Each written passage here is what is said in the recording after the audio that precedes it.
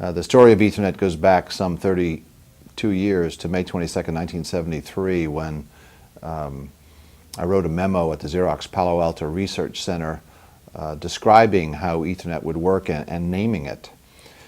It was my good fortune to be the first person in history given the job of networking a building full of personal computers. You have to remember that in 1973 there were no personal computers. So building on experience with the ARPANET, the original internet, and some heavy reading into the Aloha packet network at the University of Hawaii, we set out to build a network of personal computers at Xerox. Dave Boggs and I built the first Ethernet in 1973.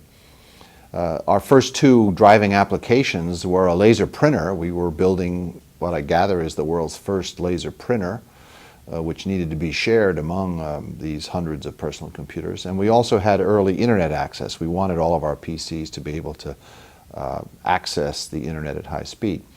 So we came up with the Ethernet, which ran on a big thick coax that wandered down the middle of every corridor, and then PCs in the individual rooms would then, through a cable, go up and tap into this big coax running down the middle of the corridor.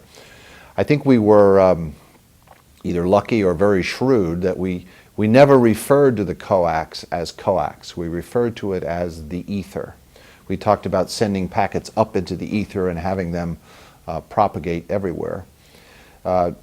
We call this the ether. We borrowed the word from physics. In the 19th century, physicists believed that there was some medium between the sun and the earth, which they called the luminiferous ether, an omnipresent, completely passive medium for the propagation of electromagnetic waves. Now that we felt that this coax through the ceiling in 1973 was going to go everywhere, and it was going to be completely passive, and it was going to be a medium for the propagation of electromagnetic waves, namely the data packets that we wanted our personal computers to exchange. So that was the first Ethernet, 73, 74. Dave Boggs and I built it. In 1976, our first paper was published in the Communications of the ACM. And then in about 1979, June of 79, I started 3Com Corporation to build Ethernet-compatible products because by then Xerox and a company called Digital Equipment Corporation and Intel Corporation had decided to use Ethernet as a standard for the interconnection of their products.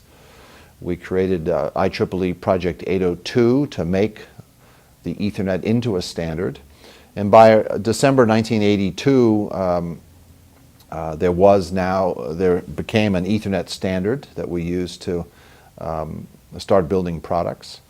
And then Ethernet started taking off. In September of '82, we 3Com shipped the first Ethernet adapter for IBM personal computers. And by 1984, 3Com went public. It was being so successful selling these Ethernet cards for PCs. Through the 1980s, Ethernet then had to battle the token ring from IBM and other local area networks that competed with it. And by the end of the 80s, Ethernet had won that battle by adapting to market realities and shifting from coax to twisted pair. Ethernet finally won the battle and became the dominant local area network. Of course, the internet had a lot of growing to do, and say starting about 1994 when the World Wide Web came out, then the internet really started growing, and people started buying personal computers, not so much to do spreadsheets, but after about 1994 they started buying personal computers to be on the internet.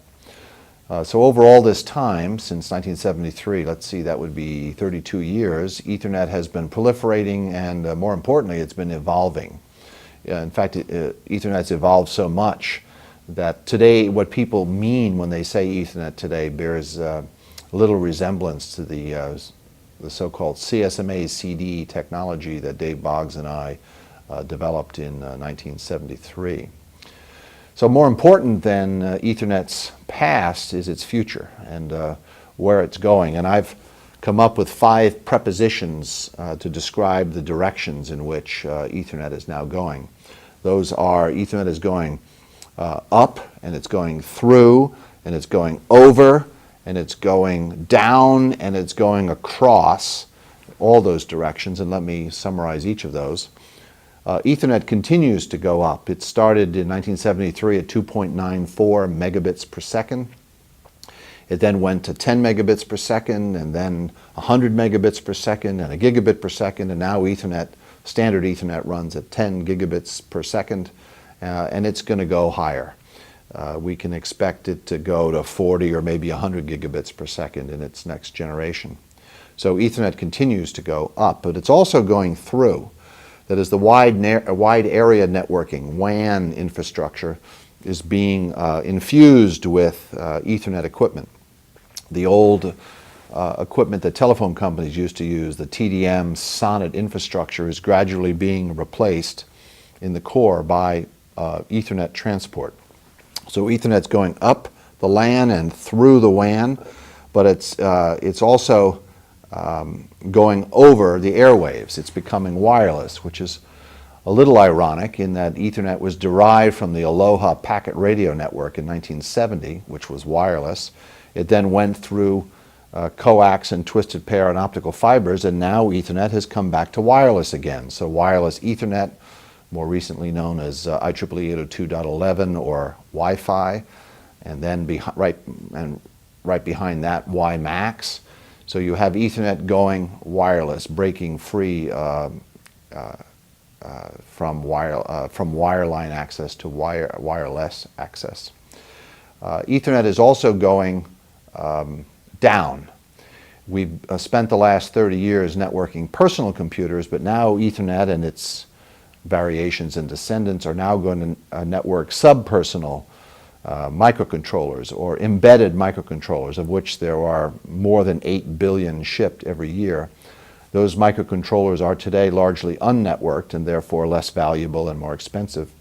But we are moving toward getting even embedded microcontrollers networked, microcontrollers in automobiles, in ships, in homes, in industrial control, in homeland security, in many thousands of applications. We see those embedded microcontrollers being networked. And finally, Ethernet is going across what George Gilder called the telechasm. Here we have all this bandwidth being created in the LAN because Ethernet going faster and faster and faster. And here we have all this bandwidth in the WAN, the wide area network, being created through the proliferation of dense wave division multiplexing. But between the LAN and WAN has been this bandwidth chasm, the telechasm. That is, the connection between the LAN and the WAN as made available by carriers has been very slow. So for example, you've had dial-up service, and more recently DSL and cable modems, and maybe even T1, but all those are very slow compared to the bandwidths available in the LAN and the WAN.